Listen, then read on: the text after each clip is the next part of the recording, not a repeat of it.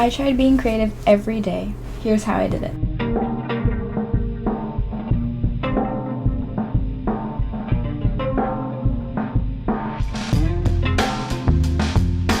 I tried to create a little challenge for myself to do something creative every day. As artists, we fall into an art block from time to time, and it can be really difficult to get out of it. And there are only like so many things we can do to actually pull ourselves out of that art block. And one of the hardest things is the thing that usually works is just sitting down and doing it, like just doing something creative or drawing or just doing whatever artistic thing. Sometimes that can be obviously really difficult if there are other factors causing the art block for you. So it can be really hard to get back on that artistic saddle. There are times where I would be in an art block for a while and I'll try to draw something and it'll look like shit. There are other times where I would draw something and it would be like the best thing I created in a really long time. So it's a really weird give and take with trying to get out of art block. Sometimes the like crappy drawing you do during art block can just kind of keep you back in there, and other times that really good drawing that you kind of did randomly will pull you out. The challenge I am doing is like doing a creative hobby every day. I had a couple of things that I knew I wanted to do. I just didn't put them in an order of when I did them. I wanted to make some jewelry, I want to do some watercolors, I want to do some drawing, and I also want to do some digital illustration. I've been doing a lot of that on the side, and I've been really enjoying the things I've been creating, so I want to do that for you guys. For most of these days, I didn't have an idea of what I was going to do. I just started the day blindly, picked up the materials, and just tried something. So let's get started with the creative challenge. Like I said, I did very little prepping for these creative days. As you can see, I couldn't find anything that inspired me on Pinterest, so I just freestyled this painting, and I just really wanted to go blindly into this challenge, like I mentioned, and I think I did pretty well. I did really enjoy doing this without a set plan, and especially painting.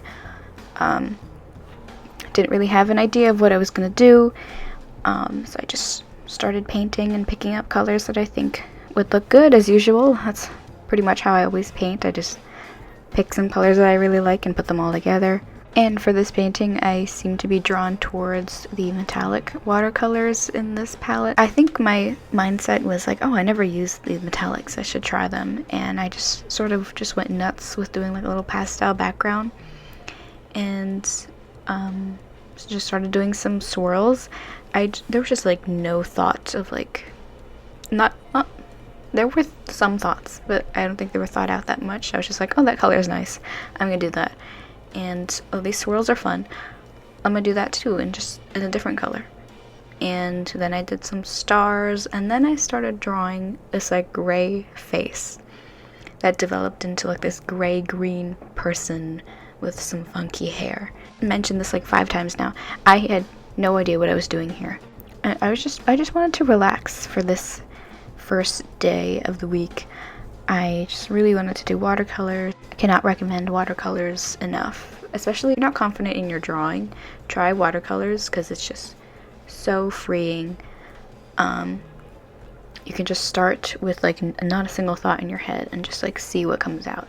And yeah, sometimes it might be crap and sometimes it might look cool, and practice does take into effect of getting the outcome you want.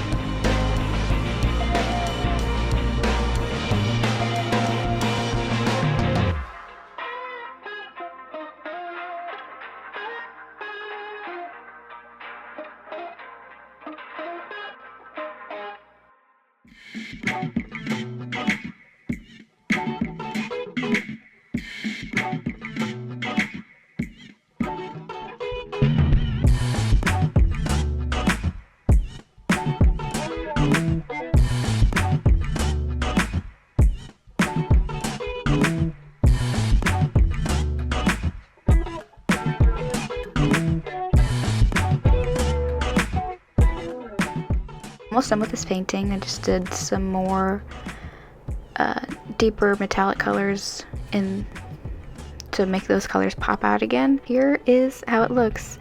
I was not expecting it to turn out this way, but I do really like it. Let me know what you think, and let's start out day 2.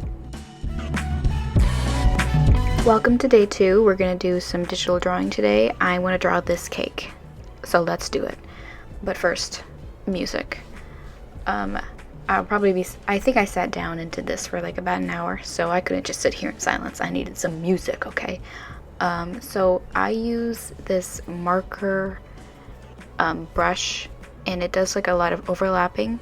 So if you go over the same color you're doing, it gets a darker color, just like using markers. So I love the texture of it, so I've just been using it a lot. So that's the only brush I use throughout this entire illustration. Oh, I also use Procreate, by the way, and the marker brush is in like your default brushes, so I can't remember where exactly it is, but just do some searching and just basically looking at the reference. I'm not going too crazy in the details, I'm just trying to have fun with it. And here's how it looks drawing in real time. Doing a little bit of blending, getting into some nice highlights for this cake, because there's a lot of different lights and darks going on in this little picture here. It's really like silly looking cake, and I thought the colors were a little too crazy, so I turned it down a bit, so now it's this really nice bright pastel color. And I had a lot of fun doing the candles. I was just having a really good time. I've been drawing a lot of cakes lately. I don't know what or why. I just started drawing a cake randomly, and then I just did it like 5 more times. What I'm doing here is this little like shadow hack where you do like a really dark like navy blue and like do your shadows, and then turn the opacity way down, and it looks super sick. And it doesn't look like you just put black over everything. It actually looks like the shadows are really realistic. And so I tried that here. I did it a couple times, and I've been enjoying the outcome, so I just kind of kept doing it. And I couldn't see that well in the photo if actually I don't even think I looked if the candles had been lit in this picture, but I was like, well, they already cut a piece of the cake, so I'm assuming the candles had been lit. And I just did a funky background and some stars, because those are my 2 favorite things, stars and weird backgrounds.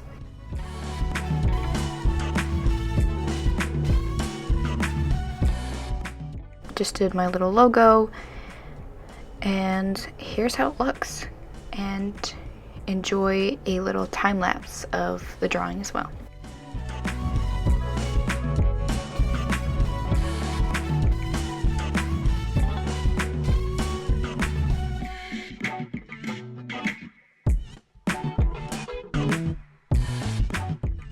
I think it looks really cute. I love the colors. I love this so much that I actually made this my laptop background. So let's get into day 3. But before we do that, I want to remind you all about my print shop, and to show you that I added the rainbow cake illustration on here and my other cake illustrations that I mentioned. And it's super easy to find my shop. Just go to my channel and click on the links, and the first link is to my shop. And I actually ordered a couple to show you what they look like. This is an 8x8 inch with like a white border. The texture is really nice, and the prints come out really perfect, and they looked so good. And this is a 4x4 inch, so small and cute, and I just put them on my wall, and it looks so adorable. If you're interested, you can find the link to my shop in the description of this video, or the links are also in my channel page. You would be supporting your favorite artist and getting some really cool art, so I appreciate it if you check it out. And let's get back on to day 3. I have this clay bead jewelry kit, and I'm gonna make a little bracelet. I decided the kit comes with all those colors, some beads to use, some like jewelry making things and charms, and these elastic strings. I'm using that crystal elastic, and these are the things I'll need to make the bracelet. And I decided to have a little thing that spells out artist, because I have not used these letter beads enough, so I was like, I'm gonna do something fun and I don't really like things that say my name. So I just was like, what about artists? Because that's what I am. And I wanted to do a really fun little ombre thing. So I'm just making sure that the ombre works here with the pink colors. And here is what I want it to look like. And let's get started with the string. So I measured this how anybody would making a bracelet, just wrapping the string around your wrist and thinking that it will fit perfectly. And that did not happen here. I don't know what happened here. I had it wrapped around my wrist and I was like, okay, that fits. And I left a lot of extra string because I have to do this little knot at the end. And I was like, okay, I'm doing good. This ombre is looking beautifully. The artist and the star look super cool. And it was just too big. So that was a bummer. Here's how it looks right now. It looks like it could actually fit around my wrist, but I guess I underestimated my wrist size. I don't know why I thought my wrist looked that big. And anyways, this is the reality of making these bracelets.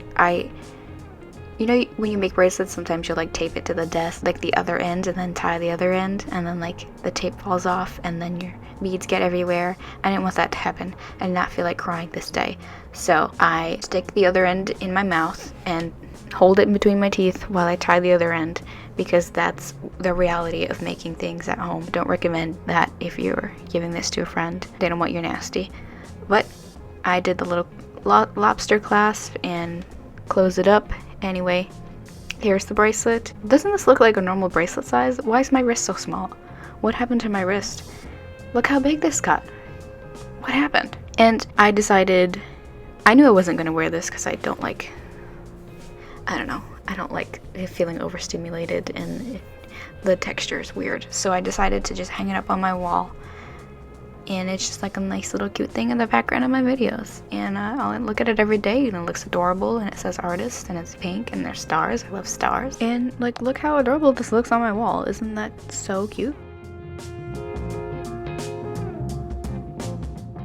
Welcome to the last day. I just decided to finish up the week by just drawing using these colored pencils and drawing in my tiny sketchbook, because I did not want to feel the pressure of doing an entire page in my bigger sketchbook, so I'm using the tiny one. And I got this beautiful bouquet of flowers as a gift, so I thought to do a little like still life study and draw these flowers.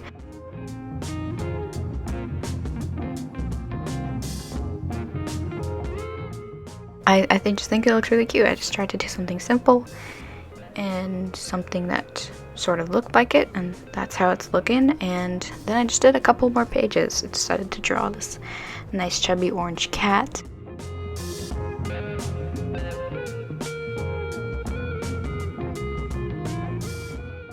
You remember the other day when I did my digital illustration and I showed you how to use like navy blue to do the shadows?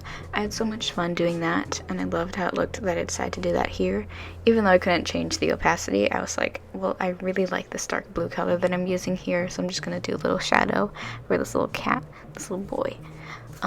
He's adorable. So for the next page, I did go to Pinterest for this day because I can't just draw that blindly. I did the flowers because I was like, okay, I have the flowers, I can draw the flower. And then I was like, okay, I do need to go to Pinterest and look for some things. So I drew that cat, and then I saw this cool image, like really macro lens photo of a 4-leaf clover with a ladybug on it. And I was like, that's adorable. Let me draw that. I mean, that's what we do when we look at photos online. We're like, that looks so cool, I want to draw it, I want to do it now. So that's what I did, and then I just did like a really cute background. I almost left it with just the 4-leaf clover in there. I was like, I can't do that. I can't look back at this and see nothing here. So I did pink and yellow background with those little stars, and I combined two separate photos of strawberries and lemons. And at first I drew the lemon really small, and I was like, well, the strawberries are not that gigantic, so the lemons should not be that small. So I was like, okay, the lemons need to be a lot bigger than I drew them as. And I continued to use navy blue for the background here, and I just like buffed it out with a different blue like you saw I did with the 4-leaf clover. I buffed it out with like a really like cloudy sky blue. And I'm also using the secondary colors to do some shadows. So you saw I did green over the red, because that's the secondary color for these primary colors, and purple on that yellow because they're secondary colors. Know your colors, everybody. And these are what the pages look like.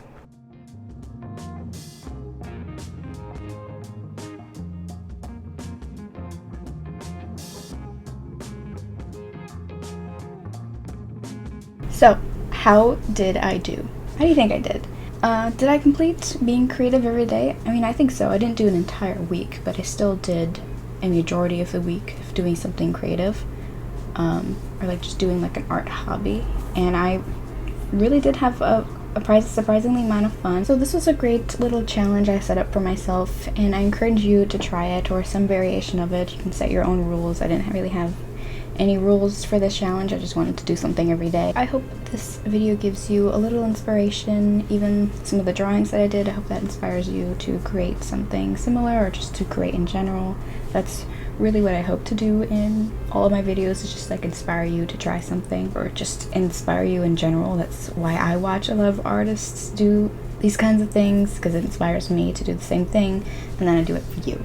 So it's like a nice little circle. So let me know if you tried out this challenge. And it's not like a set challenge. I didn't create this. It's just something I wanted to do for myself. But let me know if you tried some iteration of it, and like what you did during your little creative week. And I hope you have fun doing it as well. Hope you like this video. Make sure to like, comment, and subscribe. We have a lot of fun here together. And I will see you all next time. Bye, everybody.